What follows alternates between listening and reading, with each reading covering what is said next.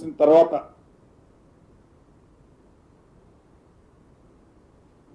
ప్రభుత్వానికి డబ్బు అవసరం ఉందని, పేదవాడి ఆత్మగౌరవాన్ని తప్పకుండా కాపాడాలి కాబట్టి డబ్బు అవసరం ఎంత ఉన్నా అది ఎన్ని వందల కోట్లు ఖరీదు చేసినా అదే భూమిలో ఆ పేదవాడు నివసించే పరిసర ప్రాంతాల్లో ఏవైతే ప్రభుత్వ భూములు ఉన్నాయో అదే భూమిలో కట్టడం ఇట్స్ వర్త్ఫుల్ అని అనిపించింది. ప్రభుత్వ ఆలోచనలు, ముఖ్యమంత్రి గారి ఆలోచనలకు అనుగుణంగా రాబోయే కొద్ది రోజుల్లోనే విధి విధానాలన్నీ కూడా ఆల్మోస్ట్ ఫైనల్ స్టేజ్లో ఉన్నాయి. రూరల్ ప్రాంతంలో ఏ రకంగా అయితే 5 లక్షల రూపాయలు పేదవాడి ఇంటి కోసం, ఇందిరమ్మ ఇళ్లు కట్టడం కోసం ఇళ్ల స్థలాలు ఉన్న వారికి ఇచ్చామో, ఇక్కడ కూడా 5 లక్షల రూపాయలు ఇస్తూ ఇందాక నేను చెప్పిన ఖరీదైన స్థలంలో మొన్న కేబినెట్ మీటింగ్ అయిన తర్వాత ఏదైతే బ్రీఫ్ చేశానో ఆ ఖరీదైన స్థలంలోనే ఆ పేదవాడికి ఇళ్లు కట్టించి ఇచ్చే కార్యక్రమానికి సంబంధించిన విధి విధానాలన్నీ కూడా ఫైనల్ స్టేజ్లో ఉన్నాయి. తప్పకుండా మొదటి విడత 1,00,000 ఇళ్లు కట్టి చూపిస్తాం.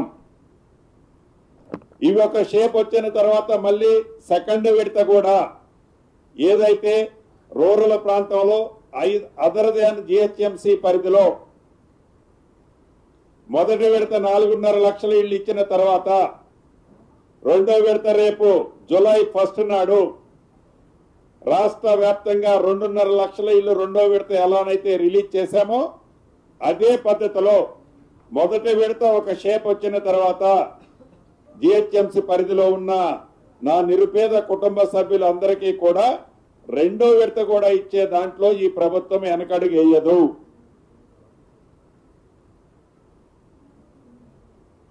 ఆ పేదవాడి ఆత్మగౌరవానికి చిహ్నంగా ఆ పేదవాడు నివసించే ప్రాంతంలోనే అతని గౌరవం తగ్గకుండా ఉండే విధంగా అక్కడే అతని సూచనలకి, అతని ఆలోచనలకి అనుగుణంగానే ఆ ఇల్లు కట్టి ఆ పేదవాడికి కొంత పీరియడ్ సేల్ చేసుకోకుండా ఉండే విధంగా ఫ్రీ ఆఫ్ ₹1 కూడా రిజిస్ట్రేషన్ ఛార్జీలు లేకుండా ఆ పేదవాడి ఆ ఇంటి ఆడబిడ్డ ఎవరైతే ఉందో ఆ ఆడబిడ్డ పేరుతో ఈ ప్రభుత్వం రిజిస్ట్రేషన్ చేసే కార్యక్రమాన్ని చేపట్టేదానికి విధి విధానాలు తయారు చేస్తున్నాము.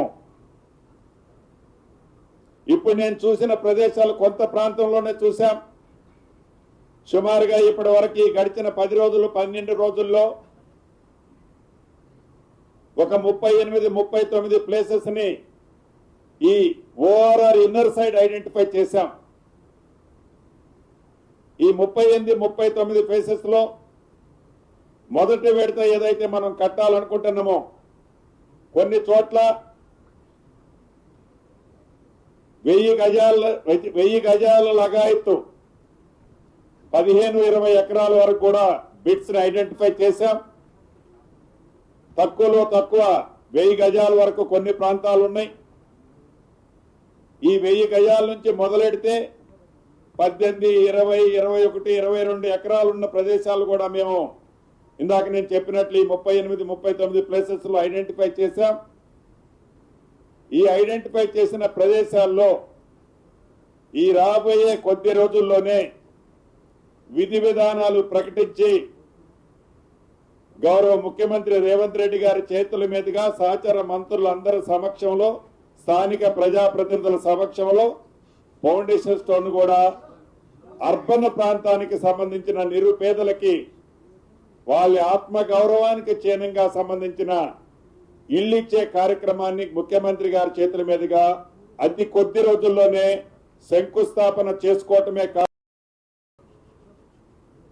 యుద్ధ ప్రాతిపదిక మీద ఈ ఇళ్లను పూర్తి చేసి ఆ నిరుపేదలకు ఇవ్వాలన్నది ఈ ప్రభుత్వ లక్ష్యమని మీ ద్వారా జిహెచ్ఎంసీ పరిధిలో ఉండే నిరుపేద నా కుటుంబ సభ్యులందరికీ తెలియజేయదలుచుకున్నాను.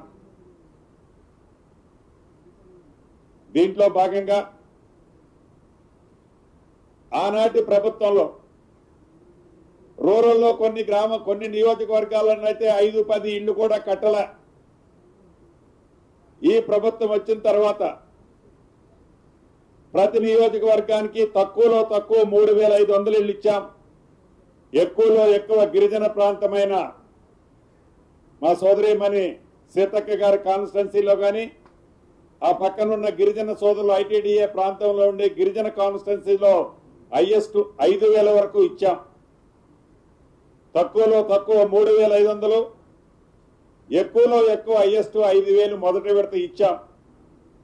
రెండో విడత 2,000 ఇళ్లు చొప్పున ప్రతి నియోజకవర్గానికి ఇవ్వాలనుకున్నాం. ఇస్తున్నాం. రేపు 1వ తారీఖు నుంచి ఆల్రెడీ మొన్న కేబినెట్ లో ప్రకటించుకున్నాం.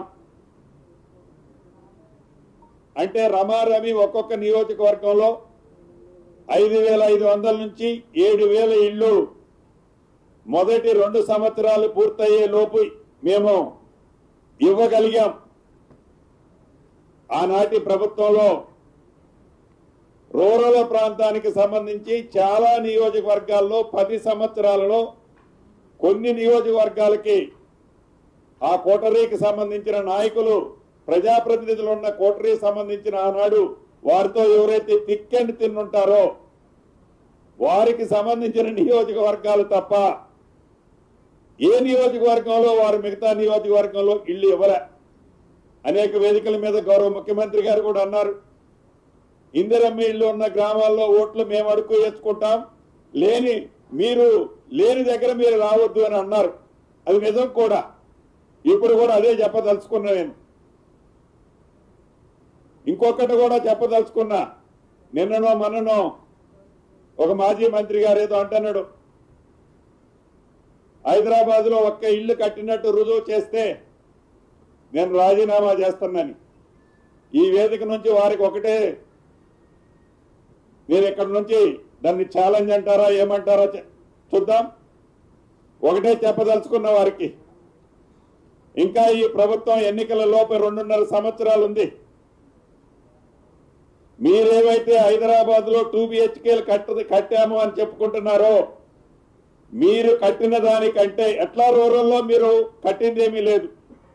ఈ అర్బన్ ప్రాంతంలో మీరు కట్టామని చెబుతున్న ప్రాంతం ఏదైతే ఉందో, మీరు కట్టిన దానికంటే ఈ ప్రభుత్వం ఎక్కువ కడితేనే, ఎక్కువ కట్టిందని ప్రజలు హర్షిస్తేనే మళ్ళీ ఎన్నికల్లో శాసనసభ్యుడిగా నేను పోటీ చేస్తా. ఒకవేళ నేను ఎక్కువ